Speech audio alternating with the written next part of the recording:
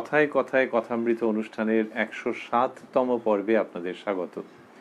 আপনারা এই অনুষ্ঠান দেখছেন প্রাণারাম ইউটিউব চ্যানেলে, দেখছেন সপ্তাহে 6 দিন, সোম থেকে শনিবার রাত্রি 9টায় এবং রবিবার রাত্রি 9টায় থাকছে শ্রীরামকৃষ্ণের একজন পার্ষদের পূর্ণ জীবন প্রসঙ্গ। শ্রী শ্রী রামকৃষ্ণ কথামৃততে আমরা রয়েছি 22শে এপ্রিল 1883 প্রসঙ্গে, যেদিন শ্রীরামকৃষ্ণ উত্তর কলকাতায় শ্রীযুক্ত বেনি পালের উদ্যান বাটিতে উপস্থিত হয়েছিলেন ব্রাহ্ম সমাজের ষান্মাসিক অধিবেশন উপলক্ষে, এবং ওই আদি সমাজের যে উপাসনা শুরু হবে সন্ধ্যাবেলায়, তার আগে তার সঙ্গে বিভিন্ন ভক্তের যে কথোপকথন হচ্ছিল এবং তিনি যে অমৃত কথা পরিবেশন করছিলেন তারই মধ্যে আমরা ছিলাম। সেইখান থেকেই তার ঠিক পরে ওই যে উপাসনা শুরু হচ্ছে সেই রকম জায়গার থেকেই আজকে আমরা প্রবেশ করব শ্রী শ্রী রামকৃষ্ণ কথামৃততে, যার সূচনায় কথামৃতকার শ্রীযুক্ত মহেন্দ্রনাথ গুপ্ত বা শ্রীম উদ্ধৃত করছেন তব কথামৃতং তপ্ত জীবনং কবিভিরীড়িতং কল্মষাপহং শ্রবণমঙ্গলং শ্রীমদাততং ভুবি গৃণন্তি ये ভূরিদা জনাঃ। সন্ধ্যার পর আদি সমাজের আচার্য শ্রীযুক্ত বেচারাম বেদিতে বসিয়া উপাসনা করিলেন। মাঝে মাঝে ব্রহ্মসঙ্গীত ও উপনিষদ হইতে পাঠ হইতে লাগিল। উপাসনান্তে শ্রীরামকৃষ্ণের সঙ্গে বসিয়া আচার্য অনেক আলাপ করিতেছেন। শ্রীরামকৃষ্ণ: আচ্ছা, নিরাকারও সত্য আর সাকারও সত্য, আপনি কি বলো?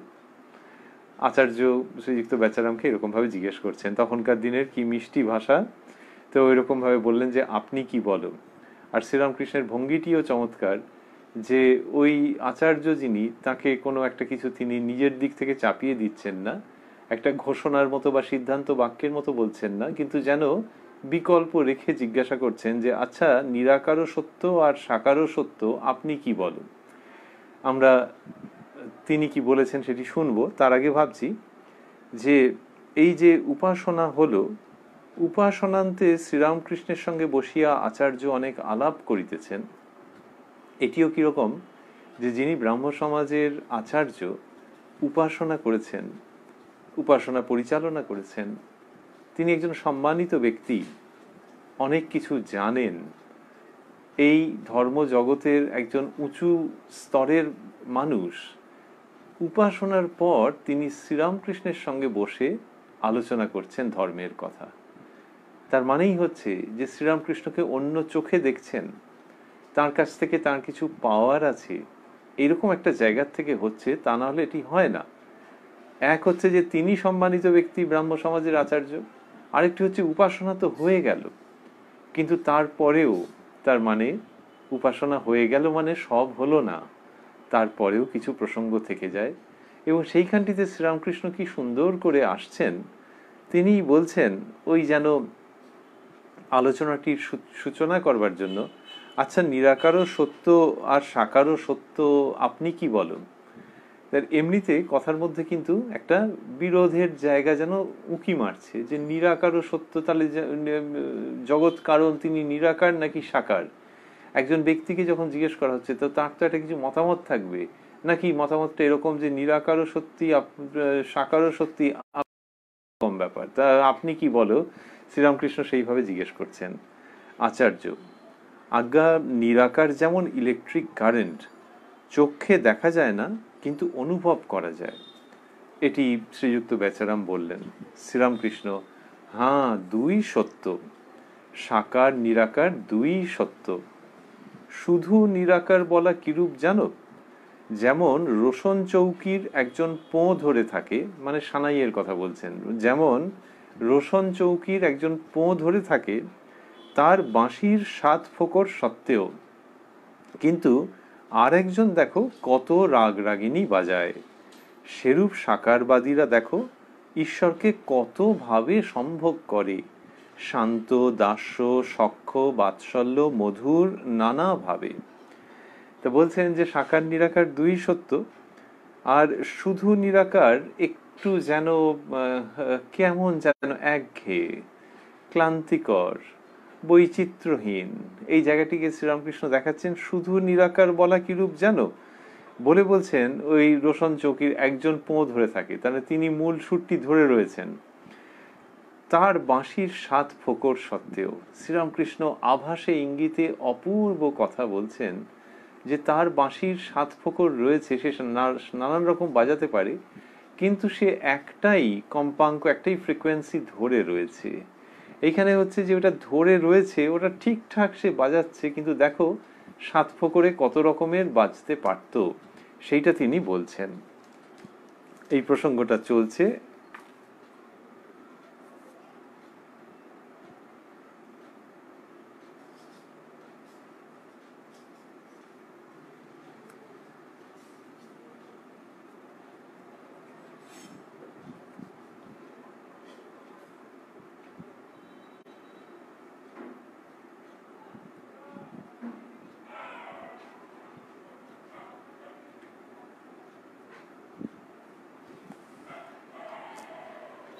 সেখানে বলছেন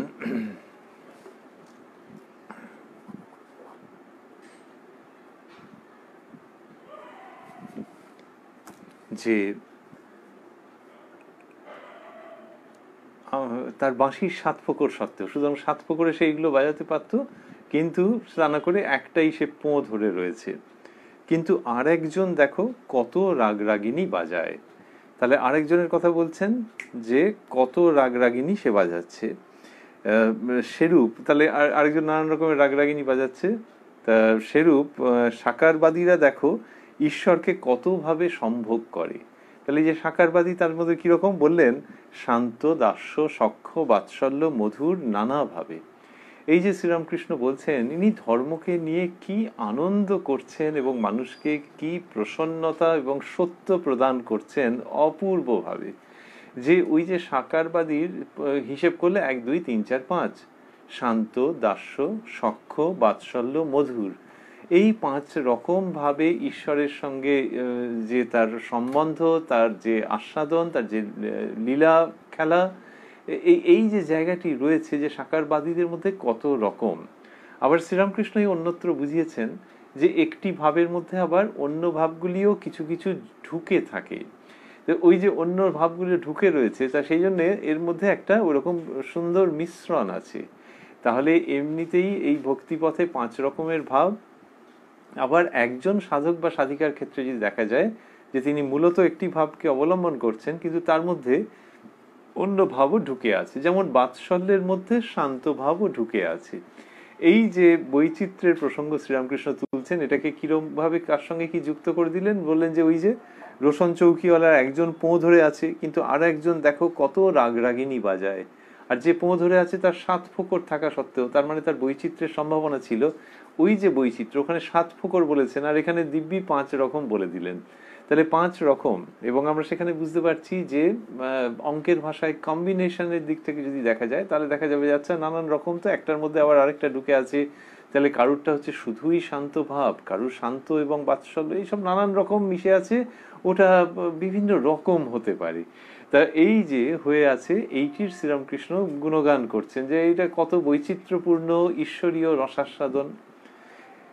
তবে ওই যে সাকার এবং নিরাকার, এর মধ্যে কোনোটিকে কিন্তু তিনি উচ্চ নিচ বলছেন না, কিন্তু ওই একটা আস্বাদনের জায়গা খুব করে বজায় রাখছেন। অনেক সময় হয় যে যারা খেলা দেখছেন, সে খেলা দেখছেন এখনকার দিনে, ধরা যাক ফুটবল খেলা দেখছেন, সকার, তো এখন বলা হয় যে একটা পাওয়ার গেম, চিরকালই পাওয়ার গেম, তার মধ্যেও হয়তো সে পাওয়ারের প্রচুর সেখানে প্রদর্শন রয়েছে, দৈহিক শক্তির প্রদর্শন রয়েছে, এবং সেই একটা দলের প্লেয়ারের পায়ে, খেলোয়াড়ের পায়ে যখন বল যাচ্ছে সে আর ছাড়ছেই না, এবং তার কাছ থেকে কেউ নিতে পারছে না, এবং সে পাস করছে করছে করছে, এবং তার মধ্যে দৈহিক শক্তির খুব প্রকাশ রয়েছে, করে সেই দল জিতে গেল, ৩ গোলে জিতে গেল। এরকম হতেই পারে যে অনেক পাওয়ারের পরিচয় দিয়ে।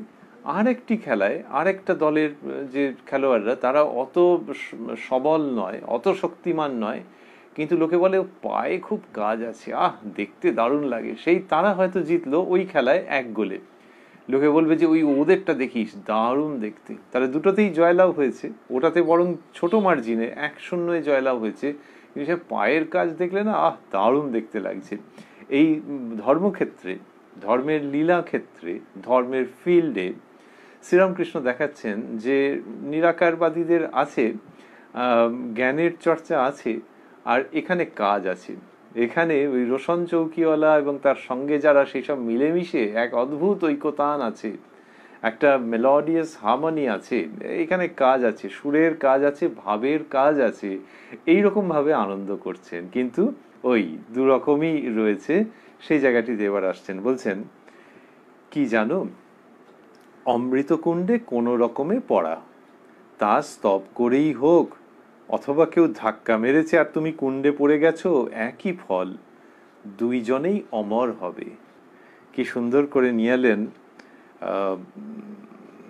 বলছেন যে অমৃতকুণ্ডের মধ্যে পড়া, এটি উপনিষদে এরকম ভাবের কথা আছে, মুন্ডক উপনিষদে।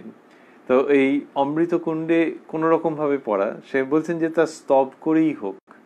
তার মানে অমৃতকুণ্ডের মধ্যে কেউ স্তব করতে করতে আস্তে আস্তে নামছেন, সেখানে তিনি অবগাহন স্নান করবেন। কিরকম মজা করে বলছেন, অথবা কেউ ধাক্কা মেরেছে আর তুমি কুণ্ডে পড়ে গেছো, একই ফল, দুইজনেই অমর হবে। উপনিষদের কথা আমরা বললাম, মাস্টারমশাই পাদটিকায় দিয়েছেন মুন্ডক উপনিষদের প্রসঙ্গ। আর শ্রীরামকৃষ্ণের কথায় বিশেষভাবে থাকছি, তার কারণ হচ্ছে যে ওই উপনিষদের যে সত্য, তারই খুব গভীর সুনিশ্চিত পুনরুচ্চারণ করছেন শ্রীরামকৃষ্ণ। তার সঙ্গে থাকছে তার একটি অনির্বচনীয়, ইংলিশে যাকে বলে সেন্স অফ হিউমার, এই একটা সূক্ষ্ম রসবোধ, যেখানে বলছেন অমৃতকুণ্ড এবং বলছেন যে পরেরটা অভাবনীয়। বললেন অথবা কেউ ধাক্কা মেরেছে আর তুমি কুণ্ডে পড়ে গেছো। এ তো বললেই লোকের নানান মজার কথা বললাম মনে আসবে, যে কুণ্ডের পাশে দাঁড়িয়েছিল, দাঁড়িয়ে কিছু একটা করছিল, আর সেই সময় কেউ ধাক্কা মেরেছে। আচ্ছা, অমৃতকুণ্ডের পাশে কেন ধাক্কাধাক্কি করা? কিন্তু এরকম মজার জায়গাতে শ্রীরামকৃষ্ণ নিয়ে এসছেন যে কেউ মেরেছে, এক ধাক্কা পড়েছে ঝপাস করে গিয়ে অমৃতকুণ্ডে, কিন্তু পুণ্য একই রকমের হবে। তো এইটি কি দিয়ে কিভাবে বোঝাতে চাইছেন? বোঝাতে চাইছেন ওইটি যে ওই যে সচ্চিদানন্দ, নির্গুণ নিরাকার, সগুণ ব্রহ্ম, উপাধিযুক্ত ব্রহ্ম, নানান রকম ভাবে যে প্রসঙ্গগুলি আছে, সেইখানে কেউ যেভাবেই হোক পড়ুক, যেভাবেই হোক, মানে এক্ষেত্রে কিরকম, এক্ষেত্রে হচ্ছে কেউ বলেছে জ্ঞানপথ অবলম্বন করতে, এখানে মিলটা ওই দিক দিয়ে আসবে। কেউ বলেছে ভক্তিপথ অবলম্বন করতে, কিছুটা বুঝে কিছুটা না বুঝে ওইখানে ঝাঁপ মেরেছে। ওই যে বুঝে না বুঝে, তার মানে হচ্ছে ইচ্ছে করে স্তব করতে করতে অথবা কারোর ধাক্কা খেয়ে, ওই যেভাবেই পড়ুক না কেন, আহা হা অমৃতকুণ্ড, সেখানে নানান রকমের ঢেউ আছে, নানান রকমের স্রোত আছে, কিন্তু সেই স্রোতে মানুষ চিরজীবী হয়ে যায়, তার মৃত্যু ভয় থাকে না। সেই স্রোতগুলোর কোনোটার নাম নিরাকার চৈতন্যের চর্চা, কোনোটির নাম সগুণ ঈশ্বরের আরাধনা, এই রকম। তো যেভাবেই পড়ুক না কেন, ওখানে পড়লেই হয়ে যাবে অমৃতকুণ্ড, যেটি মৃত্যুকে অতিক্রম করিয়ে দেয়। মৃত্যু জয় হয় যেখানে অবগাহন করলে। মৃত্যু জয় হয় মানে দৈহিক অমরত্বের কথা আসছে না, অপ্রাসঙ্গিক বলে, কিন্তু মানুষের মৃত্যু ভয় চলে যায়, পুনর্জন্ম হয় না, নানান রকম ভাবে এটি দেখা হচ্ছে। তা বলছেন কি জানো, অমৃতকুণ্ডে কোনো রকমে পড়া, তা স্তব করেই হোক, অথবা কেউ ধাক্কা মেরেছে আর তুমি কুণ্ডে পড়ে গেছো, একই ফল, দুইজনেই অমর হবে। আবারও ভাবছি যে ব্রাহ্ম সমাজের আচার্য উপাসনার পরে শ্রীরামকৃষ্ণের সঙ্গে কথোপকথন করছেন, সেই আচার্যকে কিন্তু শ্রীরামকৃষ্ণ বললেন ওটি যে কেউ ধাক্কা মেরেছে অথবা এবং তুমি পড়ে গেছো। যে কেউ যদি তাকে এরকম কিছু একটা বলেন, তিনি কি শুনবেন? কিন্তু শ্রীরামকৃষ্ণ যখন বলছেন, তখন ওই সূক্ষ্ম রসবোধের জায়গা আছে, আর গভীরতম আধ্যাত্মিক জগতের অসামান্য আহ্বান ও ইঙ্গিত আছে। তাই আচার্য মহাশয় শ্রদ্ধার সঙ্গে শুনছেন। শ্রীরামকৃষ্ণ বলে চলছেন, ব্রাহ্মণদের পক্ষে জল বরফ উপমা ঠিক, সচ্চিদানন্দ যেন অনন্ত জলরাশি, মহাসাগরের জল ঠান্ডা দেশে স্থানে স্থানে যেমন বরফের আকার ধারণ করে, সেইরূপ ভক্তিহিমে সেই সচ্চিদানন্দ ভক্তের জন্য সাকার রূপ ধারণ করেন। ঋষিরা সেই অতীন্দ্রিয় চিন্ময় রূপ দর্শন করেছিলেন, আবার তার সঙ্গে কথা কয়েছিলেন। ভক্তের প্রেমের শরীর ভাগবতী তনু দ্বারা সেই চিন্ময় রূপ দর্শন হয়। তা বললেন ব্রাহ্মণদের পক্ষে জল বরফ উপমা ঠিক। এই জল বরফ উপমাটি কিরকম? যে ওই যে সচ্চিদানন্দ যেন অনন্ত জলরাশি। তার মানে ব্রাহ্মণদের পক্ষে এটি ঠিক কেন? যে ওই জ্ঞানের কথা আছে, আবার ভক্তির এমন একটা প্রসঙ্গ আছে যেটা ওই জ্ঞানের জায়গার থেকে গ্রহণযোগ্য, আপত্তিকর নয়। আর তাহলে ভক্তির প্রসঙ্গটা আনাই বা কেন? এইটাই শ্রীরামকৃষ্ণের সামূহিক দর্শন, এক্সহস্টিভ ফিলসফি, যে জ্ঞানের কথা হবে অথচ ভক্তির কথা হবে না, ভক্তির কথা হবে অথচ জ্ঞানের কথা হবে না। তো বললেন ব্রাহ্মণদের পক্ষে জল বরফ উপমা ঠিক। সচ্চিদানন্দ যেন অনন্ত জলরাশি, মহাসাগরের জল ঠান্ডা দেশে স্থানে স্থানে যেমন বরফের আকার ধারণ করে। তো বললেন ওই যে মহাসাগর এবং যেখানে যেখানে খুব ঠান্ডা সেখানে যেন ওরকম বরফের আকার ধারণ করে, ইংলিশে আইসবার্গ। হিমশৈল বাংলায় সুন্দর করে বলা আছে, যে সেটা কেন না ওই জায়গায় উষ্ণতা খুব কমে গেছে, ঠান্ডা যেখানে সাগরের সেইখানে বরফ জমাট বেঁধেছে। ঠান্ডাটা কিসের? শ্রীরামকৃষ্ণ বলছেন সেইরূপ ভক্তিহিমে সেই সচ্চিদানন্দ ভক্তের জন্য সাকার রূপ ধারণ করেন। তাহলে ভক্তির হিম, ভক্তির যে ঠান্ডা ভাব, ভক্তির যে কুলনেস, সেইটা কি করছে ওই সচ্চিদানন্দ সাগরের মধ্যে বরফের আকার উৎপাদনের কারণ হয়ে দাঁড়াচ্ছে। যে ভক্তের মধ্যে যে ভক্তির হিম, এই ভক্তির হিম শ্রীরামকৃষ্ণের নিজস্ব শব্দাবলী। এই দুটি শব্দ তিনি কি বলতে চাইছেন? যে ভক্তির মধ্যে এমন একটা আছে যেটা ওই সচ্চিদানন্দ সাগরকে ওরকম নিরাকার, অসীম, অতলান্ত ওই সব বিশেষণের মধ্যে হারিয়ে যেতে দিচ্ছে না। যে অনিঃশেষ এবং অনন্ত, এসব বললে তো সেটা কল্পনার বাইরে চলে গেল, ওরকম ভাবে যেতে দিচ্ছে না। কেন না? ভক্তি। এই ভক্তি এটি একটা অদ্ভুত ব্যাপার, যে তাকে ভালোবাসতে ইচ্ছে করছে। কাকে? লোকে নরনারীর ভালোবাসা জানে, একটা শিশুর প্রতি ভালোবাসা জানে, তাহলে সেইগুলো তো ভালোবাসার একটা দিক। কিন্তু আর একটা দিক কিরকম না, বলা হচ্ছে যে যিনি জগৎ কারণ, যিনি সব কিছু, তাকে ভালোবাসা যায়, শুধু তাই নয়, সেটি হচ্ছে ভালোবাসার যথার্থ রূপ। এবং উপনিষদ এক এক জায়গায় এরকম পর্যন্ত যাচ্ছেন যে মানবিক যে ভালোবাসাগুলো দেখছো, একজন আরেকজনকে ভালোবাসে, সে শিশুই হোক বা পরিণত বয়স্ক মানুষই হোক, তার আসল কারণ হচ্ছে যে তার মধ্যে ওই জগৎ কারণকে দেখছে এবং তাকে ভালোবাসছে। এই জগৎ কারণ ভেতরে আছেন বলেই ভালোবাসা উৎপন্ন হচ্ছে। অন্যভাবে বলতে গেলে যে যে কোনো ভালোবাসা যেখানেই আছে সেখানেই জানবে জগৎ কারণের জন্যই ওটা হচ্ছে, তার উপস্থিতি রয়েছে বলেই ভালোবাসার সম্ভাবনাটা রয়েছে। তো যেভাবেই ভাবা যাক না কেন, এই কথা বারবার ঘুরে ফিরে আসছে যে জগতের যিনি সবকিছু, এই যিনি মানে কোনো দেবতাকে ভাবা যেতে পারে, কোনো দেবীকে ভাবা যেতে পারে, অথবা সেই অখণ্ড চৈতন্য সত্তা, তাকে ব্রাহ্ম ধর্মের মধ্যে বিশেষভাবে যেটি ঘুরে ফিরে এসেছে যে তাকেও ভাবা যায়, তাকেও উপাসনা করা যায়, তাকেও ভালোবাসা যায়। তো এই ভালোবাসার কথাটা ঘুরে ফিরে আসছে, যেটা খুব অদ্ভুত। যে একজন নর নারী অথবা নরনারী নির্বিশেষে শিশু, একটা ফুল, এইগুলিকে ভালোবাসা তো বোঝা যায়। আর যিনি জগতের অধীশ্বর, সৃষ্টি স্থিতি প্রলয় করছেন, তাকে হাত জোর করা যায়, তার কাছে প্রার্থনা করা যায় তার প্রতি। কিন্তু ভালোবাসা, কিন্তু ধর্মশাস্ত্র বলছেন যে হ্যাঁ, ভালোবাসা যায়, এবং ওই এবংটিও খুব গুরুত্বপূর্ণ, যে ওইটা যে ভালোবাসে সে বোঝে যে ওইখান থেকেই ভালোবাসা শিখতে হয়। আর অন্যান্য আগে যে ভালোবাসাগুলো বলা হলো সেগুলো আলোকেই আলোকিত, ওটার জন্যই হচ্ছে ওই জগৎ কারণ, তার প্রতি যে ভালোবাসা, সেটিতে উপনীত হলে দেখা যাবে যে এগুলো খণ্ড খণ্ড চিত্র, ওইটা ইউনিভার্সাল সেট আর এইগুলি সব সাবসেট। এই যে ভালোবাসা, এটা হচ্ছে একেবারে মৌলিক সত্য। এবং সেই ভালোবাসার জোর কিরকম জানো?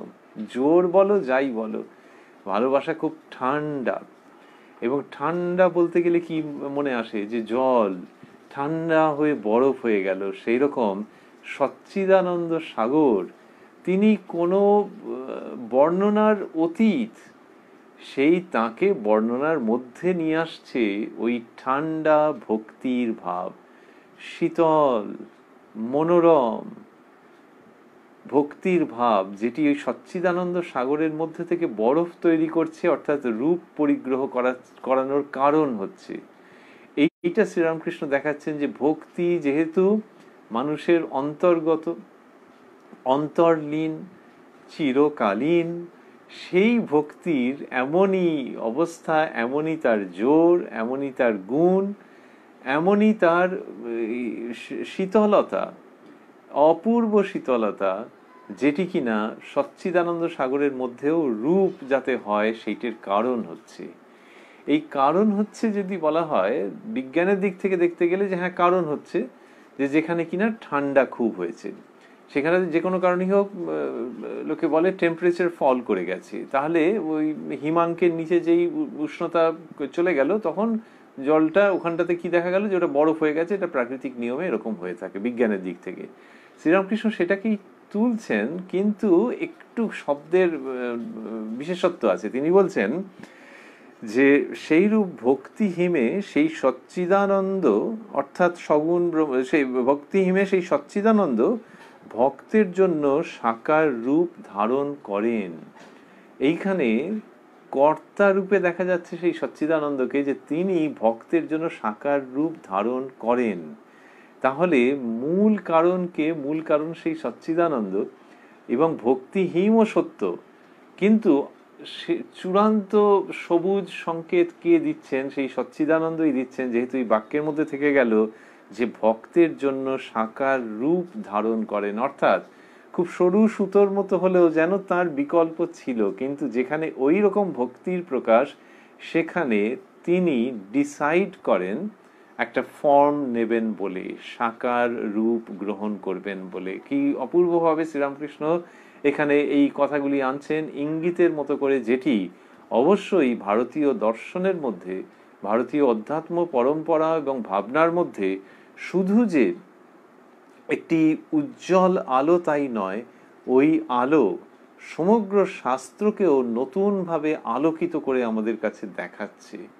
এটা একটা অদ্ভুত ব্যাপার রয়েছে শ্রীরামকৃষ্ণের মধ্যে, যেখানে তিনি এরকম বললেন, সেই রূপ ভক্তিহীমে সেই সচ্চিদানন্দ ভক্তের জন্য সাকার রূপ ধারণ করেন। যদি বলা হতো যে সেই সচ্চিদানন্দ সাগর ভক্তিহীমে স্থানে স্থানে বরফ হয়ে যায়, তার মানে হচ্ছে ইনএভিটেবল, হবেই হবে, ওই তো বিজ্ঞানের নিয়মই তাই। কিন্তু এখানে তার একটা কর্তৃত্বের জায়গা রেখে দেওয়া আছে, ভক্তের জন্য সাকার রূপ ধারণ করেন। তাহলে সেই সচ্চিদানন্দ তিনি যেন এই রূপটি ধারণ করবেন বলে স্থির করলেন। এটা বলা মানেই হচ্ছে যে এই যে রূপ এবং অরূপ, এ এক সূত্রে গাঁথা আছে। অরূপের মধ্যে রূপের প্রসঙ্গ আছে, রূপের মধ্যে অরূপের প্রসঙ্গ আছে। সেইটি শ্রীরামকৃষ্ণ আনছেন, এবং শ্রীযুক্ত বেচারাম মহাশয়কে এই কথাগুলি তিনি বলছেন। বলতে বলতে বলছেন, ঋষিরা সেই অতীন্দ্রিয় চিন্ময় রূপ দর্শন করেছিলেন, আবার তার সঙ্গে কথা কয়েছিলেন। এইটা হচ্ছে শ্রীরামকৃষ্ণের অপূর্ব বিশেষত্ব, যে ঋষিরা সেই অতীন্দ্রিয় চিন্ময় রূপ দর্শন করেছিলেন।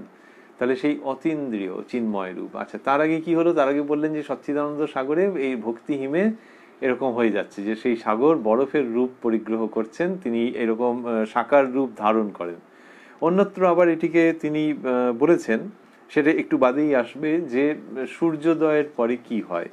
কিন্তু তার আগে বললেন যে ঋষিরা সেই অতীন্দ্রিয় চিন্ময় রূপ দর্শন করেছিলেন, আবার তার সঙ্গে কথা কয়েছিলেন। তাহলে যে অতীন্দ্রিয় চিন্ময় রূপ, অদ্ভুত অদ্ভুত বলা, যে চিন্ময় রূপ সেইটি অতীন্দ্রিয়, আবার ইন্দ্রিয়ের অতীত, আবার সেটা নাকি দর্শন করেছিলেন। এবার কি করে হলো? দুটো তো বিপরীত ধর্মী প্রকাশ। অতীন্দ্রিয় দর্শন করেছিলেন। দর্শন মানে তো ইন্দ্রিয়ের জায়গা, কিন্তু শ্রীরামকৃষ্ণ দেখাচ্ছেন, বলছেন যে এরকম হয় যে তিনি অতীন্দ্রিয় অথচ দর্শন হয়। কি করে হয় বললেন, ভক্তের প্রেমের শরীর ভাগবতী তনু দ্বারা সেই চিন্ময় রূপ দর্শন হয়। তাহলে এই যে ভক্তের প্রেমের শরীর, তার মানে এই যে রক্ত মাংসের শরীর, এর অন্তরালে, এর অন্তর্নিহিত একটি প্রেমের শরীরের প্রসঙ্গ রয়েছে। রক্ত মাংসের শরীর যেমন আছে আছে, কিন্তু তার একটি প্রেমের শরীর তৈরি হয়, সেটির দ্বারা এটি দর্শন হয়। বলছেন ভক্তের প্রেমের শরীর ভাগবতী তনু দ্বারা সেই চিন্ময় রূপ দর্শন হয়। এখন এইটি হচ্ছে খুব সুন্দর একটি বক্তব্য, এবং যেটি খুব যুক্তিসঙ্গত, যে প্রেমের শরীর। এখন এই প্রেমের শরীর ব্যাপারটা কিরকম, যখন কেউ দেখছেন কোনো মানুষকে, তখন কি হয় যে যিনি দেখছেন তার যদি একটা নিজস্ব ক্ষেত্র থাকে, তাহলে কি হচ্ছে যে তিনি একরকমভাবে দেখছেন। যখন কোনো চিত্র পরিচালক একটা চরিত্রকে খুঁজে বেড়াচ্ছেন এবং একজন মানুষকে দেখে বললেন যে এই একে দিয়ে হবে, যখন সেটা তাকে ডেকে বললেন এবং তার বাড়ির লোক শুনলো, তার বাড়ির লোক অবাক হয়ে গেল, বলে হ্যাঁ তুই সিনেমা করবি? কেন না, তাকে দেখতে খুব সাধারণ, খুব সাধারণ, এই সিনেমা করবে। কিন্তু যিনি বলেছেন তিনি তো একজন বড় চিত্র পরিচালক, তিনি এরকম ভাবে ডেকে বলেছেন, এক জায়গায় দেখেছেন এই ব্যক্তিকে, তা সেই লোকটিকে তিনি ডেকে বলেছেন তুমি সিনেমা করবে না, কি আছে, কি ব্যাপারটা বোঝা যাচ্ছে না তো। যখন চিত্র পরিচালক তার সঙ্গে কথা বলতে বলতে বলতে বলতে ওই চরিত্রের জন্য তাকে নির্বাচন করলেন শেষ পর্যন্ত, এবং যখন সেটি চলচ্চিত্রের রূপ নিল, তখন বাড়ির লোকই দেখে অবাক হয়ে গেল যে একটা অদ্ভুত অ্যাঙ্গেল থেকে নিয়েছে তো, এবং ওই যে চরিত্রটা করাতে চাইছে সেইটার সঙ্গে আমাদের খগেন কি আমাদের নগেন এবারে দারুণ হচ্ছে। তো একে বলে দৃষ্টি, যে একটা বড় ফিল্ম ডিরেক্টর, তো ওই দৃষ্টি কি অদ্ভুত অ্যাঙ্গেল থেকে ওকে দেখাচ্ছে, এবং ও যে এরকম বেঁটে সেটাও মনে হচ্ছে না, বেশ লম্বা বলেই। এইটা চিত্র পরিচালকের দৃষ্টি, যে কোন অ্যাঙ্গেল থেকে তাকে দেখছেন, এবং যেটা কিনা আত্মীয় স্বজন নিজের বাড়ির লোকজন জানে না, উনি সেইটাকে তৈরি করলেন এবং লোকে দেখে ধন্য ধন্য করলো যে এটা নতুন নিউ ফাইন্ড, একে দিয়ে তো দারুণ করেছেন। তার লোকে বলে যা, ওই জন্য বলে যে ডিরেক্টরের দেখার চোখ আছে, এই চোখটা কোনটা। তো সুতরাং যেটা কিনা রক্ত মাংসের চোখ, তার থেকেও আরো কিছু বেশি থাকার সম্ভাবনা সবসময়তেই থাকছে, সেটা খুব প্রাসঙ্গিক, ঘন ঘন এরকম প্রসঙ্গ এসে উপস্থিত হয়। শ্রীরামকৃষ্ণ বলছেন যে ওই ঈশ্বর, ওই চিন্ময় সচ্চিদানন্দ বললেন যে অতীন্দ্রিয় চিন্ময় রূপ দর্শন করলেন। তাহলে এই যে অতীন্দ্রিয় আবার চিন্ময় রূপ, সেই সবগুলো দর্শন করবার জন্য কি লাগে? ভক্তের প্রেমের শরীর ভাগবতী তনু দ্বারা সেই চিন্ময় রূপ দর্শন হয়।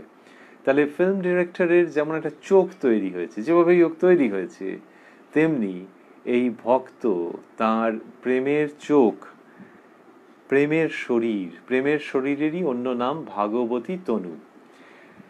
তো ভগবত ভাবে ভাবিত যে দেহ আর প্রেমের শরীর, সেইটির দ্বারা দর্শন হয়, এই তো বক্তব্য। তাহলে সেই প্রেমের শরীর সেটি কিভাবে তৈরি হচ্ছে সেটা অন্য প্রসঙ্গ, কিন্তু যখন হয় তখন সেই অতীন্দ্রিয় চিন্ময় রূপ দর্শন হয়।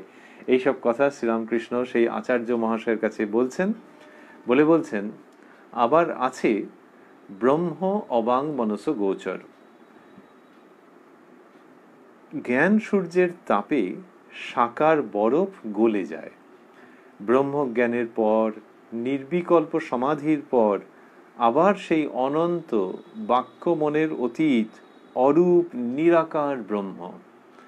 তো বললেন যে ব্রহ্ম অবাং মনস গোচর, যে বাক্য মনের অগোচর তিনি।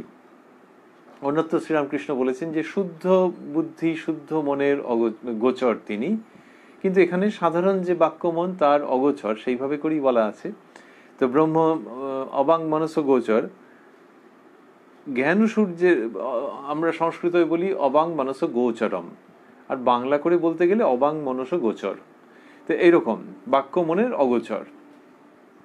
তা জ্ঞান সূর্যের তাপে, শ্রীরামকৃষ্ণ বলছেন জ্ঞান সূর্যের তাপে সাকার বরফ গলে যায়। জ্ঞান সূর্য, তাহলে ভক্তের ভেতরে যখন জ্ঞানের উৎপত্তি হয়, এই যে বললেন ব্রাহ্ম সমাজের ব্রাহ্মদের পক্ষে জল বরফ উপমা ঠিক, তো জ্ঞান ভক্তির দৃষ্টিকোণ থেকে এই প্রসঙ্গটিকে আনছেন এবং বলছেন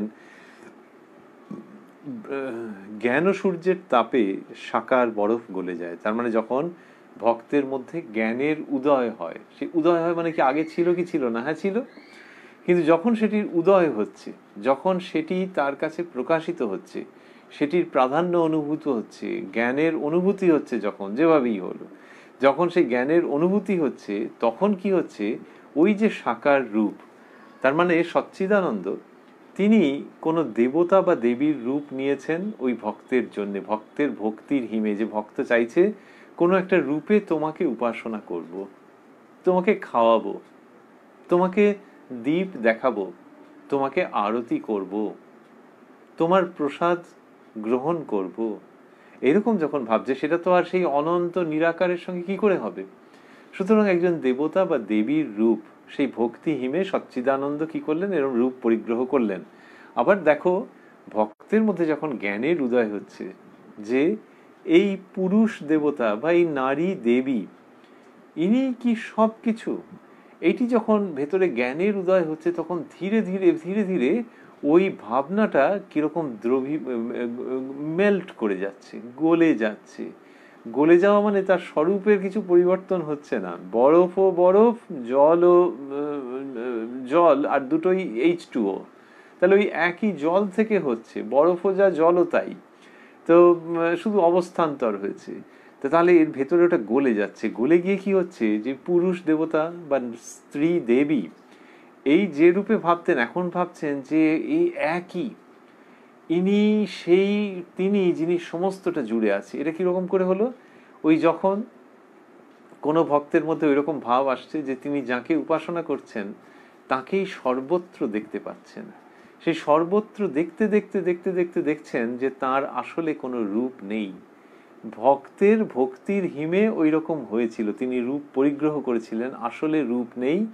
আর কি, ইনি যদি দেবতার উপাসনা করে থাকেন, আরেকজন যদি দেবীর উপাসনা করে থাকেন, তাহলে এনার মনে হচ্ছে যে ওই একটি অখণ্ড সত্তা, এই যে দেবতার কথা ভাবছিলেন, সেই ভাবনা যখন মেল্ট করে গিয়েছে, গলে গিয়েছে, তখন ভাবছেন যে আরে সর্বত্র সেই একই, আর আমার জন্য তিনি এই দেবতার রূপ পরিগ্রহ করেছেন বা করেছিলেন, আর অমুকের জন্য একটি দেবীর রূপ পরিগ্রহ করেছেন, কিন্তু সেই একই সত্তা।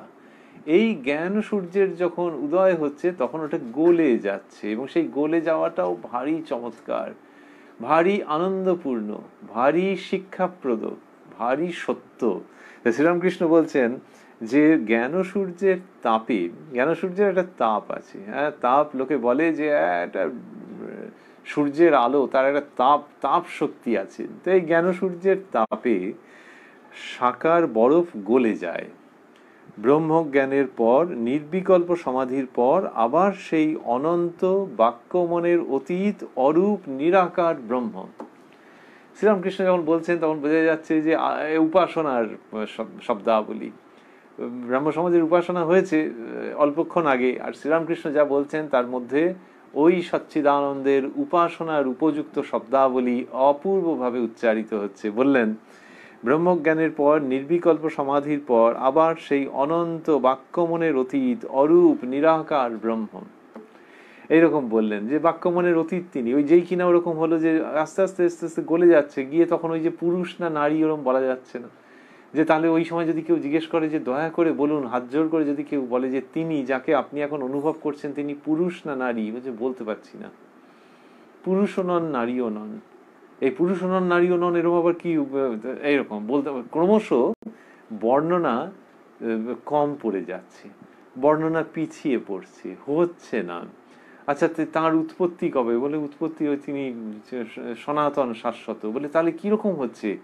এই যে জায়গা, ক্রমশ ক্রমশ ক্রমশ ক্রমশ আর কিছু দিয়ে আলাদা করে বর্ণনা করা যাবে না, কোনো উপাধি নেই, ইংলিশে বলা হয়েছে কোনো অ্যাট্রিবিউট নেই, যে তাকে আর বর্ণনা করা যাচ্ছে না। বর্ণনা করা যাচ্ছে না মানে এই মৌখিক যে শব্দ সেটা বলে লাভ নেই, কারণ মৌখিক শব্দ মানে কিছু না কিছু বিশেষত্ব, সেটা তো আর হচ্ছে না। ওই চৈতন্য সত্তা এরকম বলছে, তা সেটা একটা শব্দ মাত্র, কিন্তু তাকে একটু একটু বিশদ করে বোঝাও না, বলছে আর বোঝানো যাচ্ছে না।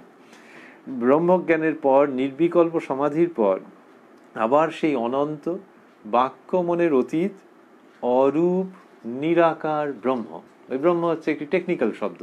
তো সেই অরূপ নিরাকার ব্রহ্ম, এটি শ্রীরামকৃষ্ণ যখন বলছেন তখন সেই অরূপ নিরাকার ব্রহ্মের অপূর্ব উপাসনার ভাব আসছে পুরোটার মধ্যে। সেই শ্রীরামকৃষ্ণের কাছ থেকে এটি শুনছেন আচার্য মহাশয়, যার নিরাকারের জগতে উপস্থিতি, বিচরণ, অবস্থান দেখে তার নিরাকার সাধনের গুরু, the strong and stout and powerful Totapuriji স্তম্ভিত হয়ে গিয়েছিলেন। শ্রীরামকৃষ্ণ যাব কি যাব না করে মা ভবতারিণীর অনুমতি নিয়ে শ্রীমৎ তোতাপুরীজির প্রদর্শিত পথে অদ্বৈত সাধনায় প্রবৃত্ত হয়েছিলেন। হয়ে অত্যন্ত দ্রুত গতিতে, অত্যন্ত কম সময়ে যে সিদ্ধি লাভ করলেন, সেটি দেখে তার অদ্বৈত সাধনের গুরু শ্রীমৎ তোতাপুরীজি অবাক হয়ে গেলেন যে এর বয়স কম এবং এত তাড়াতাড়ি এই জায়গাতে সে উপনীত হয়ে গেল। শারীরিক লক্ষণ দেখছেন, তারা সব বুঝতে পারতেন যে একেবারে গভীর অদ্বৈত তত্ত্বে প্রতিষ্ঠিত হয়ে গেছে। সেইটা যার হয়েছে সেই শ্রীরামকৃষ্ণই আজকে 22শে এপ্রিল 1883 ব্রাহ্ম সমাজের উপাসনার পরে এই সব কথামৃত যখন উচ্চারণ করছেন, তখন বোঝা যাচ্ছে তার জীবনের অভিজ্ঞতা, তার উপলব্ধি যেন এই শব্দগুলিকে মন্ত্রবৎ উচ্চতা প্রদান করছে এবং তার উচ্চারণের মধ্যে যেন ওই নিরাকারের উপাসনার ঘণ্টাধ্বনি শুনতে পাওয়া যাচ্ছে।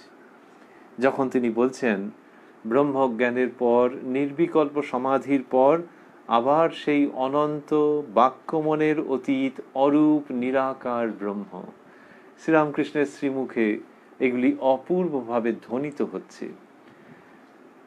বলছেন ব্রহ্মের স্বরূপ মুখে বলা যায় না, চুপ হয়ে যায়। অনন্তকে কে মুখে বোঝাবে? পাখি যত উপরে উঠে তার উপর আরো আছে, আপনি কি বলো? চমকে দেওয়া ভঙ্গি যে রে এবার আমাকে জিজ্ঞেস করছেন, মানে ইনি তো মোহিত হয়ে শুনছিলেন বলেই মনে হয়। সেইখানে বলছেন আপনি কি বলো। প্রসঙ্গের সূচনাও হয়েছিল ওইটা দিয়ে যে আচ্ছা নিরাকারও সত্য আর সাকারও সত্য, আপনি কি বলো।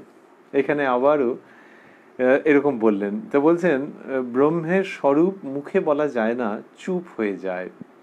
অনন্তকে কে মুখে বোঝাবে? পাখি যত উপরে উঠে তার উপর আরো আছে, আপনি কি বলেন। এই যে বলছেন, দুটো ইঙ্গিত এর মধ্যে থেকে যাচ্ছে। একটি হচ্ছে যে ব্রহ্মের যে ভাব, সেটিতে যদি কেউ উপনীত হয়েছেন বলে মনে করেন, তাহলেও কিন্তু ওই কথাটা থেকেই যাচ্ছে যে আরো ওপরে আরো ওপরে। কিরকম? পাখি যত উপরে উঠে তার উপর আরো আছে, আপনি কি বলেন। তাহলে পাখি আকাশে উঠে গেল, তখন তো আর এই এরোপ্লেনের উদাহরণ দেওয়া হতো না। যদি এরোপ্লেনের দিক থেকে ভাবা হয় যে কত উপরে উঠে গেল, আরো যদি অন্য উদাহরণ দেওয়া হয় যে মহাকাশ যান, একটা রকেট চলে গেল, ওরে বাবা চাঁদে চলে গেল, সে কত উপরে চলে গেল। আচ্ছা যতই আমরা বলি না কেন, যে উচ্চতম জায়গা পর্যন্ত গেছে তার উপর কি আর নেই নাকি? আছে তো। সুতরাং যদি কেউ ভাবে যে আচ্ছা কোনো একটা যন্ত্র আছে যেটাকে কিনা উৎক্ষেপণ করা হয়েছে এবং সেটা অনেক উপরে চলে গেছে, তার জ্বালানি নিয়ে কোনো সমস্যা নেই, তাহলে কত দূর যেতে পারবে? যে কেউ যা বলবেন লোকে বলবে আচ্ছা তার থেকে আরো 1 ইঞ্চি বেশি বলেও তো হয়। সেইটা আমাদের একটা অন্যতম একটি পথে দিচ্ছে যে আকাশকে চেনা, পাখিকে চেনা, রকেটকে চেনা, কিন্তু এই উচ্চতা অচেনা। ওই উচ্চতার সীমা নির্ধারণ করা যায় না, সেটা একটু চেনা হয়েও অচেনা সত্য, কেননা ওটা আমাদের অসীমের ভাবনার দিকে নিয়ে যায়। শ্রীরামকৃষ্ণ সেইটি এই উদাহরণে দিলেন, বললেন পাখি যত উপরে উঠে তার উপর আরো আছে, আপনি কি বলো। তার মানে অনুভূতির ক্ষেত্রে ওই যে ব্রহ্ম জগৎ কারণ, তুমি সামান্য উচ্চতাকেই বলতে পারছো না, তোমার মাপযোগ, তোমার ফিতে স্কেল, সমস্ত তোমার জিপিএস, সমস্ত হার মেনে যাচ্ছে। গ্লোবাল পজিশনিং সিস্টেম কি পজিশন করবে, সংখ্যা দিয়ে তো বলবে, কিন্তু যদি কেউ বলে যে এর শেষটা কোথায়, তখন তোমাকে বলতে হবে ইনফিনিটি। ওটা আর সংখ্যাতে তো হলো না। তো তাহলে ওই ওই অত যে ওইটা যখন কিনা সামান্য এই উচ্চতাকেই ধরা গেল না, বিজ্ঞান ভিত্তিক ভাবে আমরা যেরকম ভাবি ইন টার্মস অফ নাম্বারস ধরা যাচ্ছে না, তাহলে এই জগৎ রহস্য সেখানে যে যতটাই যাক না কেন, এবার এই উচ্চতা যেমন সেই পুরোটাই মনের মধ্যে ধরা আছে। আমাদের দেশে বলা হয়েছে যা আছে ভাণ্ডে তাই আছে ব্রহ্মাণ্ডে। তো ভাণ্ডে মানে নিজের মধ্যে, নিজের মধ্যে পুরো জগৎকে ধরা আছে। এবং এক্ষেত্রে বলা হয় গভীরে ডুব দেওয়া, এগুলো তো সাংকেতিক শব্দ। তাহলে এই ওপরে উড়ে যাওয়া পাখির মতো ঠিক সেই রকম যেন মিন হয়ে গভীরে ডুব দেওয়া, দিলে দেখা যাবে তলাতল খুঁজে পাওয়া যাবে না। এটি যে খুঁজে পাওয়া যাবে না, এই হচ্ছে অনন্তের অনুভূতি। সেইখান থেকে শ্রীরামকৃষ্ণের ওই অপূর্ব অমৃত সম উক্তি, যে ওই কোথাও গিয়ে পৌঁছে গেলে যে এইখানটা পর্যন্ত এই অনুভূতিটা এসে গেছে, মানে হয়ে গেছে, এটা বোধহয় বলা যাবে না, আরো আছে আরো আছে, কারণ এই জগৎ সেই রকমই, ওটা গিয়ে অসীমে মিলিয়ে যায়। তা সুতরাং তোমার যতক্ষণ পর্যন্ত মনে হবে যে এইটাকে বেশ বুঝিয়ে বলতে পারছি, তখনই জানবে যে বুঝিয়ে বলতে পারোনি, এখনো তুমি স্কেল ফিতের অধীনেই রয়ে গেছো। এইটি একটি দিক। আরেকটি দিক হচ্ছে ওই যে বললেন যে পাখি যত উপরে উঠে তার উপর আরো আছে আপনি কি বলো, তার মানে আচার্যকেও ওটা সম্বোধন করছেন। একটু আগেই বলেছেন ব্রহ্মের স্বরূপ মুখে বলা যায় না, চুপ হয়ে যায়, অনন্তকে কে মুখে বোঝাবে। মাস্টারমশাই এই অনন্তকে কে মুখে বোঝাবে এরপর বিস্ময় চিহ্ন দিয়েছেন, তার মানে শ্রীরামকৃষ্ণের উক্তির মধ্যে এই বিস্ময়টা ছিল। এইবার বিস্ময়টা কি জন্য? দুটো কারণে। একটি হচ্ছে যে অনন্তকে সত্যি কে বোঝাতে পারবে, এই অনন্তের স্বরূপ সম্পর্কে ভেবে অনুমান করে বিস্ময়। আরেকটি হচ্ছে যে অনন্ত স্বরূপ যেমন তেমনি কে বোঝাতে পারবে, তার মানে কোনো মানুষ বোঝাতে পারবে না। কিন্তু এই আচার্য তো সেই রকমই চেষ্টা করেছেন কিছুক্ষণ আগে, ব্রাহ্ম সমাজের আচার্য মহাশয় সম্মানিত ব্যক্তি। কিন্তু যদি কেউ এরকম ভাবেন যে উপনিষদকে, আত্মস্বরূপকে, ব্রহ্মস্বরূপকে ব্যাখ্যা করে বুঝিয়ে দেবেন, তাহলে বাক্যের শেষে বিষয়চিহ্ন যুক্ত হয়ে যাবে। এই বললেন অনন্তকে কে মুখে বোঝাবে। সুতরাং ওই সূত্রেও এই যে পাখি এবং আরো উপরে, এটি আচার্য মহাশয়ের কাছেও পরম প্রেমের সঙ্গে এই শিক্ষাপ্রদ জায়গাটি শেয়ার করা, যে উপাসনাই কেউ পরিচালনা করুন আর পাঁচজন লোককে অন্যত্রই বলুন, যেভাবেই করুন, সেই অনন্ত সত্তাকে কিন্তু শেষ পর্যন্ত বোঝানো যায় না। ফলে ভেতরে যেন এটা না থাকে যে পুরো ব্যাখ্যা করে বুঝিয়ে টুজিয়ে দিলাম। ওটা হচ্ছে তাহলে কি, তাহলে এগুলো তো আছে শাস্ত্রে, এবং কেউ একটু বলে টলে দিলে তো একটু সুবিধেই হয়। তাহলে হচ্ছে যে ওইটি সম্পর্কে আভাস ইঙ্গিত, আভাস ইঙ্গিত। এবার যাকে বলা হচ্ছে তার যদি ভালো লাগে চমৎকার, এবার সেই তিনি ওইটা নিয়ে পাখির মতো আকাশে উড়বেন অথবা মিনের মতো গভীরে ডুবে যাবেন। এইটা হচ্ছে ঘটনা। কিন্তু কেউ যেন না ভাবেন যে আমি রকেট টেকনোলজি শিখিয়ে দিয়েছি মানে আমি একে উচ্চতম জায়গাটা পর্যন্ত নিয়ে গেছি। It's not going to happen. সেইটা তাকে যেতে হবে। সে যখন ওই রকেটের কথাটা ভেবে টেবে নিয়ে করবে, তখন সেটা তাকে নিজেকে এক্সপ্লোর করতে হবে, নিজেকে ওইটা অনুসন্ধান করতে হবে। তেমনি সাধক বা সাধিকাকে সেই অনুসন্ধান করতে হবে, গভীরে যেতে হবে। কিন্তু তার আগে আভাস ইঙ্গিত, হ্যাঁ আভাস ইঙ্গিত অবধি ঠিক আছে। এখন কেউ যদি ভাবেন যে আভাস ইঙ্গিত দিচ্ছি কিন্তু ওই পুরো জায়গাটায় পৌঁছে দেওয়ার ক্ষমতা আমার নেই কারণ ওটি অবাং মনস গোচর, তাহলে ঠিক আছে। তাহলে কি হবে, যিনি বলছেন তার আর ওই অহংকারটা থাকবে না। অহংকার মানে সূক্ষ্ম দিক দিয়ে, যে আমি এই শাস্ত্রকে ব্যাখ্যা করে দিলাম, হয়তো তিনি কল্যাণের জন্যই করেছেন, কিন্তু নিজের কল্যাণ বলেও তো একটা আছে। সেই নিজের কল্যাণের জায়গাতে আবার ওই কাঁটাটা থেকে যাচ্ছে যে অহংকার, যে আমি করে দিলাম। এইটা হবে না, কেউ কাউকে করে দিতে পারে না, ওই আভাস ইঙ্গিত দিতে পারে মাত্র। সেইখান থেকে এই সমস্তটা আসছে যে আচ্ছা এরকম এরকম হয়। যখন কিনা কেউ কাউকে বললেন যে ওইখানটাতে আছে সুইজারল্যান্ডে, একবার গিয়েছিলাম আমরা পয়সা করি জমিয়ে, এবং সেখানে সেই পাহাড়, তার উপরে যে বরফ জমে আছে, আহা কি সুন্দর। অথবা কুলু মানালি গিয়েছিলাম অথবা অন্য কোনো জায়গায় গিয়েছিলাম, গিয়ে আরে বাবা পাহাড়ের কি মানস সরোবর, সে কৈলাস পর্বত সে দূর থেকে দেখে, এই যখন বর্ণনা দিচ্ছেন তখন আরেকজন বললে যে আচ্ছা কত খরচা হয়, বললে খরচা তোমার ধরো বললে ও বাবা তাহলে এখন 2-3 বছর বাদে যদি জমিয়ে টমিয়ে যেতে পারি, করে একদিন সে গেল। তাহলে ওই যে তাকে আগে যে বর্ণনাটা দেওয়া হয়েছিল ওটা চমৎকার, সেই জন্যই তো গেল, মানস সরোবরে গেল, কেউ অন্য কোথাও গেল, তাহলে তার জন্য বর্ণনাটা দরকার ছিল। কিন্তু বর্ণনা দেওয়া মানেই তাকে অনুভূতিটা দেওয়া নয়, শাস্ত্র সেই রকম বর্ণনা দিচ্ছেন ভালোর জন্যে, আত্যন্তিক পারমার্থিক মঙ্গলের জন্য সেই বর্ণনা দিচ্ছেন। কিন্তু শাস্ত্র নিজেই এটি কতবার বলছেন যে ওই যে অবাং মনস গোচরম, এটি যে তারা বলে রাখলেন তার মানেই কি, তার মানেই হচ্ছে যে তারাও যেটি বলছেন সেটা হচ্ছে আহ আহ কি সুন্দর, কি চমৎকার, তুমি যাবে না, এই ভঙ্গিতে মায়ের মতো করে শাস্ত্র আহ্বান জানাচ্ছেন। শ্রীরামকৃষ্ণ সেই জায়গাটি প্রেমের সঙ্গে এই আচার্যের ভালোর জন্য, মঙ্গলের জন্য উপস্থাপন করছেন। কিন্তু তিনি একজন আচার্যের সঙ্গে কথা বলছেন, তো ওই জন্য কি সুন্দরভাবে এটিকে পরিবেশন করছেন যে তার একটা মান রয়েছে, সেই জায়গাটিকে রক্ষা করে এরকমভাবে বলা যে পাখি যত উপরে উঠে তার উপর আরও আছো, আপনি কি বলো, তাকে টাচ করছেন মেন্টালি, যে মাই ফ্রেন্ড দের is also a message for you, I love you and that is why I keep a message for you. তো পাখি যত উপরে উঠে তার উপর আরও আছে, আপনি কি বলো, এইবারে যেন ধর্মর করে জেগে ওঠার মতো। ওই যে অতক্ষণ ধরে শুনছিলেন তো, এবার সরাসরি ওকে অ্যাড্রেস করেছেন আচার্য, মাস্টারমশাই লিখছেন আচার্য, আজ্ঞা হাঁ বেদান্তে ওইরূপ কথাই আছে। শ্রীরামকৃষ্ণ বলছেন তারপর,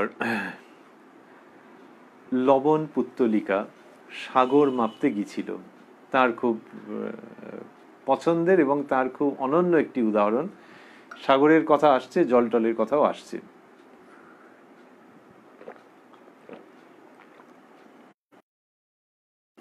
বলছেন লবণ পুত্তলিকা সাগর মাপতে গিয়েছিল, লবণ পুত্তলিকা সাগর মাপতে গিয়েছিল, ফিরে এসে আর খবর দিলে না। একমতে আছে সুখদেবাদি দর্শন স্পর্শন করেছিল, ডুব দেয় নাই, এই কথা বললেন। তো বলছেন যে লবণ পুত্তলিকা অর্থাৎ নুনের পুতুল, সে সাগর মাপতে গিয়েছিল। তো এ তো ভারী অদ্ভুত ব্যাপার, নুনের পুতুল সমুদ্র মাপতে গিয়েছিল, হ্যাঁ চলো গল্পের মতো করে। তো সে সাগর মাপতে গিয়েছিল, ফিরে এসে আর খবর দিলে না, তার মানে তার খবর দেওয়াও হলো না, ফেরাও হলো না। কেন না, ওই গিয়ে সব মিশে গেছে। সেই রকম যিনি কিনা ওই অনন্তের অনুসন্ধান করবেন, অনন্তে গিয়ে উপনীত হবেন, তিনি কি পেলেন সেটা বলতে পারবেন না, কেননা তার যে স্বরূপ, তার যে অহং মিশ্রিত সত্তা, সেটি আর নেই আলাদা করে, দুই বলে নেই, ওই একের মধ্যেই চিরতরে লীন হয়ে গেছে। সেই জন্যই তিনি এটি বলতে পারেন না, বলবার কথা নয়। তাহলে যে শাস্ত্রে আছে টাছে, শ্রীরামকৃষ্ণ বলছেন একমতে আছে শুকদেবাদি দর্শন স্পর্শন করেছিল, ডুব দেয় নাই। তো কি সুন্দর করে বলা যে সুখদেব প্রমুখ যারা ধর্ম সত্য, অধ্যাত্ম সত্য উচ্চারণ করেছেন নানাভাবে, শাস্ত্র যেভাবে গঠিত হয়েছে, বলছেন যে যারা এরকম করেছেন শুকদেবাদি, বা আমাদের বাংলা ভাষায় এমনি বলে সুখদেব, এরা শুকদেবাদি দর্শন স্পর্শন করেছিল, ডুব দেয় নাই। তো ওই ব্রহ্ম সমুদ্র বললেন যে ওই সাগর মাপতে গিয়েছিল, তাই এরা নাকি দর্শন স্পর্শন করেছিলেন, এটা একমতে আছে। তো বলছেন যে তারা ডুব দেয় নাই। তো ডুব দেয় নাই এটা ভালো না খারাপ? ভালো। কেন না, তারা এসে ওই সন্ধান দিচ্ছেন, নাহলে তো আসতেই পারতেন না। এসে সন্ধান দিচ্ছেন বলে লোকের আবারও ইচ্ছে হচ্ছে, অন্য লোকের আবারও, মানে ওই যে লবণ পুত্তলিকা, সেরকম আবারও যুগে যুগে ক্ষমতাধর পবিত্র চিত্ত সাধক সাধিকা তাদের ইচ্ছে হচ্ছে যে সাগর মাপতে যাবেন। সুতরাং ওটা যে হবে তার জন্য কারুর তো সেই খবর দেওয়ার দরকার ছিল। শুকদেবের মতো এরা সেই খবর দিয়েছেন ব্রহ্ম সমুদ্রের, সচ্চিদানন্দ সাগরের। আমি বিদ্যাসাগরকে বলেছিলাম সব জিনিস এঁটো হয়ে গেছে, কিন্তু ব্রহ্ম উচ্ছিষ্ট হয় নাই। অর্থাৎ ব্রহ্ম কি কেউ মুখে বলতে পারে নাই। অর্থাৎ ব্রহ্ম কি কেউ মুখে বলতে পারে নাই, মুখে বললেই জিনিসটা এঁটো হয়। বিদ্যাসাগর পণ্ডিত শুনে ভারী খুশি। আমরা দেখেছি 5ই অগস্ট 1882 শ্রীরামকৃষ্ণ বিদ্যাসাগর মশাইয়ের বাড়িতে গিয়ে এই সমস্ত প্রসঙ্গ করেছিলেন অনুপমভাবে, এবং সেখানে তিনি যেটি বলেছিলেন এখানে তার পুনরুচ্চারণ করলেন, পুনরায় উল্লেখ করলেন, বললেন সব জিনিস এঁটো হয়ে গেছে কিন্তু ব্রহ্ম উচ্ছিষ্ট হয় নাই। এই যে ব্রহ্ম উচ্ছিষ্ট হননি, এটিকে শ্রীরামকৃষ্ণ তার নিজস্ব ভাষায় বলছেন এঁটো হয়ে গেছে। মান্ডুক্য উপনিষদের উল্লেখ মাত্র করেছেন মাস্টারমশাই পাদটিকায়। দেখা যাচ্ছে শ্রীরামকৃষ্ণ যখন এই প্রসঙ্গটিকে করছেন তখন এর মধ্যে একটা বিশেষত্ব আছে। সেটি কি? এই যে বললেন যে ব্রহ্ম উচ্ছিষ্ট হয় নাই, এইখানে বললেন সব জিনিস এঁটো হয়ে গেছে। ওই দিন বলেছেন, আমরা আবারও নতুন করে স্মরণ করছি আনন্দের সঙ্গে, যে মুখে বলা যায়নি মানে ওইটা আর কি, যে উচ্ছিষ্ট হয়নি ব্রহ্মবস্তু। তার মানে ব্রহ্মবস্তুর একটা সনাতন মহিমা রয়েছে, যে একে কেউ মুখে বলতে পারবে না এই সত্য সম্পর্কে।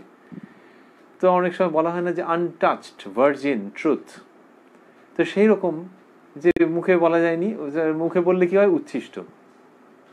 শ্রীরামকৃষ্ণ যখন বলছেন তখন দেখা যাচ্ছে যে তিনি আরেকটি শব্দের আশ্রয় নিয়েছেন, না নিলেও পারতেন। সেটি কিরকম? সব জিনিস এঁটো হয়ে গেছে, এটি বলছেন। এখন এটি যদি নাও বলতেন তাহলেও তো হতো যে ব্রহ্ম উচ্ছিষ্ট হয় নাই, কেননা মুখে বলা যায়নি, তাহলে তো লোকে বুঝে যাবে। আর বিদ্যাসাগর মশাইয়ের কাছে সেদিনকে বলেছিলেন তিনি, তাহলে উচ্ছিষ্ট মানে কি বিদ্যাসাগর মশাইয়ের বুঝতে অসুবিধা হতো? শ্রীরামকৃষ্ণ যখন বলছেন সব জিনিস এঁটো হয়ে গেছে, এর মধ্যে একটা অন্য রকমের ধাক্কা আছে। ধাক্কাটা কিরকম? ভালো, গঠনমূলক, সদর্থক একটি ধাক্কা। বিদ্যাসাগর মশাই সম্পর্কে মাস্টারমশাই বলেছিলেন, সেদিনকেও আমরা সেই প্রসঙ্গে স্মরণ করেছি, আবারও স্মরণ করছি, যে বিদ্যাসাগর মশাই অজ্ঞেয়বাদী। এখনকার দিনের ভাষায় যা বলা হয় যে ঈশ্বর আছেন কি নেই সেই জায়গাটা কিছু স্থির করা যাচ্ছে না, নিরূপণ করা যাচ্ছে না, অতএব ওই নিয়ে আলোচনা করবেন না। এবং তার ধারণা যে হিন্দুরা যে সব দর্শন লিখেছে তার মধ্যে দিয়ে তারা যা বোঝাতে চেয়েছেন সেটা বোঝাতে পারেননি। এইরকম যে বিদ্যাসাগর মশাইয়ের কিছুটা রেস্ট্রেন্ড, একটা কিছুটা রেস্ট্রিক্টেড একটা যে মত, সেইখানে শ্রীরামকৃষ্ণ বলেছেন যে ব্রহ্মকে তো মুখে বোঝানোর কথা নয়, মুখে বলা যায় নাকি সব কিছু? তাহলে মুখে যেটা বলা যায় না তার একটা মহত্ব আছে, তার একটা বিশেষত্ব আছে, তার একটা উচ্চতা আছে। সেটির জন্য বলছেন যে সব জিনিস এঁটো হয়ে গেছে কিন্তু ব্রহ্ম উচ্ছিষ্ট হয় নাই। এঁটো, বাঙালিদের মধ্যে কথা হচ্ছে তো, এঁটো হয়ে যাওয়া। বাঙালি ঘরের ছেলে, তার কাছে এটা খুব চট করে মনের মধ্যে ধরবে। 2020-তে ওগুলো এখন অনেকটা চলে গেছে, কিন্তু তাও যে এই এঁটো, এঁটোটাকে এখানে রেখেছিস কেন? এখন এঁটো জিনিস যেটা মুখে ছোঁয়া হয়েছে, মানে এটাকে তোদের এঁটো কাটার কিছু বাজবিচার রাখলি না। তার হাইজেনিক পয়েন্ট অফ ভিউ থাকতে পারে, আমরা সেটা তো ধরছিই না। এমনিতেও যদি ভাবা হয় যে মানুষের মনের মধ্যে কিরকম হয়ে রয়েছে সেই জায়গাটাকে যদি ভাবা হয়, এই তো হচ্ছে মানুষের সঙ্গে কথা বলবার সময় বিভিন্ন উপকরণকে ব্যবহার করবার শৈলী, the art of mass communication. এই যে মাস কমিউনিকেশন যখন হচ্ছে তখন হচ্ছে যে এদেরকে কোনটা বললে টক করে হয়ে যাবে। 1882-1883-তে যখন বলা হচ্ছে এঁটো, সাংঘাতিক কাণ্ড, যে এই বসেছে ওখানটা তো এঁটো, অথচ জায়গাটাতে হয়তো আলাদা করে আপত্তির কিছু নেই, কিন্তু মাছ ছিল, ভাত ছিল, সেই থালাটা ওখানে রাখা ছিল, থালাটার তলা খুব পরিষ্কার ছিল, কিন্তু একজনকে উঠিয়ে নিয়ে গেছে ওখানে, বলে এ মা এঁটো এঁটো এঁটো। এই যে জায়গাটা, যে এঁটো হওয়া মানে আরে সেই রকম বিদ্যাসাগর মশাইকে ওই ধাক্কা, যে তুমি কি এক্সপেক্ট করছো যে ব্রহ্ম বিষয়ে ওরকম এঁটো বা উচ্ছিষ্ট হয়ে যাবে? তাহলে ব্রহ্মের স্বরূপ সেটি ধরা ছোঁয়ার বাইরে, অনন্তকে বাক্যমন দিয়ে বিচার করে বলে বোঝা যায় না, তাকে বাক্যমনের দ্বারা প্রকাশ করা যায় না। শ্রীরামকৃষ্ণ এই দুটো অক্ষরের শব্দে কি দারুণভাবে নিয়ে আসছেন, যে অন্য সব কিছু তো এঁটো হয়ে গেছে যেগুলো মুখে বলা যায়, তো ব্রহ্মের স্বরূপ কি ওরকম হবে নাকি? এবং সেই জন্যই স্বরদর্শনের মধ্যে তুমি পাওনি, আর খামোখা ওরকম ভাবে ভাবছো কেন যে যারা ওরা যা বুঝতে গেছে বোঝাতে পারেনি, এসব কেন বলছো? এই ভঙ্গি, এগুলি তিনি বিদ্যাসাগর মশাইকে বলেননি, কিন্তু যখন এঁটো শব্দ ব্যবহার করছেন তখন বোঝা যাচ্ছে যে আলাদা, বিশেষ রকম, কোনো ভয় নেই, কোনো বিক্ষেপ নেই, কোনো ব্যত্যয় হয়নি কোনো রকম ভাবে, সেই ভাবটাকে তফাৎ করছেন, যেগুলি মুখে বলে বোঝানো যায় যেসব প্রসঙ্গ তার থেকে, এবং সেখানে তিনি এঁটো শব্দটিকে নিয়ে আসছেন কি অপূর্বভাবে। এটি শ্রীরামকৃষ্ণ এখানেও বলছেন, বললেন আমি বিদ্যাসাগরকে বলেছিলাম সব জিনিস এঁটো হয়ে গেছে কিন্তু ব্রহ্ম উচ্ছিষ্ট হয় নাই। এবং যদিও তিনি মান্ডুক্য উপনিষদের উল্লেখ করেছেন, মাস্টারমশাই তাঁর উপনিষদের ওপর গভীর অধিকার ছিল, কিন্তু সেই মাস্টারমশাই বিদ্যাসাগর মশাইয়ের বাড়ির যে বিবরণ উপস্থাপন করেছেন শ্রী শ্রী রামকৃষ্ণ কথামৃততে, তার মধ্যে লিখেছেন যে এইটি শুনে বিদ্যাসাগর মশাই বন্ধুদের বলেছেন যে বাহ, আজ একটি নূতন কথা শিখলাম। শুনলাম বলেননি, শিখলাম। তাহলে তিনি তো উপনিষদ জানতেন, তিনি তো তার ব্যাখ্যা ভাষ্য টিকা জানতেন, সেই তিনি ওইটাতে চমৎকৃত হয়ে গিয়ে বলছেন আজকে একটি নূতন কথা শিখলাম। এই হচ্ছেন শ্রীরামকৃষ্ণ, লোকশিক্ষক শ্রীরামকৃষ্ণ। একেবারে ঘরোয়া রান্নাঘর থেকে যেন তুলে নিয়ে আসা একটি শব্দকে দিয়ে ওই ব্রহ্মের স্বরূপ সম্পর্কে অপূর্ব একটি উন্মোচন ঘটাচ্ছেন। আমরা এইটি শুনতে শুনতেই আজকের প্রসঙ্গের সমাপন ঘটাতে চাইব। আমরা রয়েছি শ্রী শ্রী রামকৃষ্ণ কথামৃত, যেটি উদ্বোধন কার্যালয়ে প্রকাশিত, তার 182 পৃষ্ঠায়। আমরা রয়েছি 22 এপ্রিল 1883, যেদিন শ্রীরামকৃষ্ণ বেনিপাল মহাশয়ের উদ্যানবাটিতে উপস্থিত হয়েছিলেন, সেই দিনকার অপূর্ব বর্ণনায়। এইগুলি শুনতে শুনতেই আমরা ভাবব যে আগামী দিন এইখান থেকে আমরা শুরু করতে চাইব। এবং আমরা দেখছি যে যে শ্রীরামকৃষ্ণ যে বর্ণনা করছেন তার মধ্যে ওইটি খুব চমৎকার ছিল। যারা শুনছেন তাদেরও নিশ্চয়ই মনের কাছে সেটার একটা আলাদা আবেদন থেকে গেছে। ওই যেখানে বললেন যে রোশন চৌকির একজন পোঁ ধরে থাকে তার বাঁশির 7 ফোঁকর সত্ত্বেও, কিন্তু আরেকজন দেখো কত রাগ রাগিনী বাজায়, ওই যে নানান রকম বাজছে। তো দক্ষিণেশ্বরে যে বর্ণনা দিয়েছেন মাস্টারমশাই কথামৃততে, সেখানে বলেছেন যে মন্দিরে 2টি নহবতখানা ছিল, একটি উত্তরে একটি দক্ষিণে। এখনো সেই বাড়িগুলি রয়েছে, সেই ঘরগুলি রয়েছে যেখানে থেকে নহবত বাজত, রোশন চৌকি। তো সেটি হতো, এবং দেবদেবীদের যখন সব বিভিন্ন সময়, ভোগ রাগের সময়, উত্থানের সময়, বিভিন্ন সময়ে সেই রোশন চৌকি বাজত। কি অপূর্ব পরিবেশ! এখন কি কেউ শুনতে পারবেন? পারবেন না। এখন অন্য রকমের ব্যবস্থাপনা কালের সঙ্গে সঙ্গে পরিবর্তিত হয়েছে, কিন্তু ওই রোশন চৌকি, ওই নহবত নানান রকম ভাবে বাজছে, নানান রকম সুরে বাজছে। সেই স্মৃতি জাগ্রত হয়ে ওঠে শ্রী শ্রী রামকৃষ্ণ কথামৃতের মাধ্যমে, যখন শুধু যে ঠাকুর শ্রীরামকৃষ্ণ এরকম বলেন তাই নয়, পুরো কথামৃত জুড়ে আমরা দেখছি যে ওই যে বললেন যে তার বাঁশির 7 ফোঁকর সত্ত্বেও, 7 ফোঁকর 7টা ফুটো রয়েছে, সুতরাং একটা ওপেন এন্ডেড পাইপ, তার মধ্যে দিয়ে যত রকমের ফ্রিকোয়েন্সি উৎপন্ন হতে পারে। কিন্তু ওই যে 7 ফোঁকর, সেই ফোঁকরগুলোতে হাত দিলে, এক একটা জায়গায় হাত দিলে এক এক রকমের এফেক্ট উৎপন্ন হবে। তো সেইটি 7 উনি উল্লেখ করেছেন, কিন্তু আমরা কথামৃতর মধ্যে দেখছি 700 কি 7000 কি কত আমরা বলতে পারি না, কত রকমের ভাবের কথা উত্থিত হচ্ছে। শ্রীরামকৃষ্ণ জ্ঞানের কথা বলছেন, ভক্তির কথা বলছেন, জ্ঞান ভক্তির সমন্বয়ের কথা বলছেন, শাক্তের কথা বলছেন, বৈষ্ণবের কথা বলছেন, বাৎসল্য ভাবের কথা বলছেন, মধুর ভাবের কথা বলছেন, খ্রিস্টীয় উপাসনার কথা বলছেন। মা মেরির কোলে শিশু যিশুকে দেখে মুগ্ধ হয়ে যাচ্ছেন, মসজিদে গিয়ে মুসলমানের সঙ্গে তার উপাস্যকে উপাসনা করবার জন্য ব্যস্ত হচ্ছেন, কত রকম মানুষের কাছে জানতে চাইছেন উপাসনার পদ্ধতির কথা এবং তাদের সঙ্গে শেয়ার করছেন, এবং এমন এমন কথা বলছেন যাতে বিভিন্ন ধর্মের মানুষ দেখছেন যে আহা হা, নিজের ধর্মই তো চমৎকার, আর উনি যা বলছেন তাতে নিজের ধর্মের প্রতি আরো আস্থা বেড়ে যাচ্ছে, আরো ভালোবাসা বেড়ে যাচ্ছে। এই যে শ্রীরামকৃষ্ণ করছেন, তিনি যে কত রকমের ফোঁকরযুক্ত একটি বাঁশি বাজাচ্ছেন, একটি অপূর্ব ঈশ্বরীয় বীণা ধ্বনিত করছেন, সে আমাদের ভেবে খুব আনন্দিত হয়। শ্রী শ্রী রামকৃষ্ণ কথামৃত সেই জন্যে এক অপূর্ব দৈবী যন্ত্র, যেটির মাধ্যমে বিভিন্ন রকমের রাগ রাগিনী উৎপন্ন হচ্ছে, এবং তার দ্বারা জগৎ জুড়ে যে ঈশ্বরের সৃষ্টি তথা ঈশ্বর স্বয়ং, তার আরাধনা হচ্ছে অপূর্বভাবে। জগৎ কারণ এবং সৃষ্টি, এই সব কিছুর আরাধনা, যত রকমের ভাব ভাবনা আছে তার আরাধনা শ্রী শ্রী রামকৃষ্ণ কথামৃতের মধ্যে দিয়ে হয়ে যাচ্ছে। সেই অপূর্ব যন্ত্র এবং তার থেকে উত্থিত অনবদ্য সুর ও মূর্ছনা, বা এক কথায় বলতে গেলে শ্রী শ্রী রামকৃষ্ণ কথামৃত, তারই মধ্যে ঠাকুর শ্রীরামকৃষ্ণের আশীর্বাদে আপনারা আমরা আবার মিলিত হতে চাইব আগামীকাল রাত্রি 9টায় এই অনুষ্ঠানে। ওং নিরঞ্জনং নিত্যম অনন্ত রূপং ভক্তানুকম্পা ধৃত বিগ্রহং বৈ ঈশাবতারং পরমেশমিদ্যং তং রামকৃষ্ণং শিরসা প্রাণারাম প্রাণারাম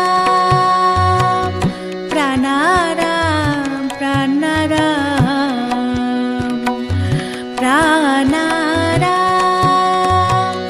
কি যেন লুকানো নামে তাই মিষ্ট এত তব নাম প্রাণারাম প্রাণারাম প্রাণারাম প্রাণারাম প্রাণারাম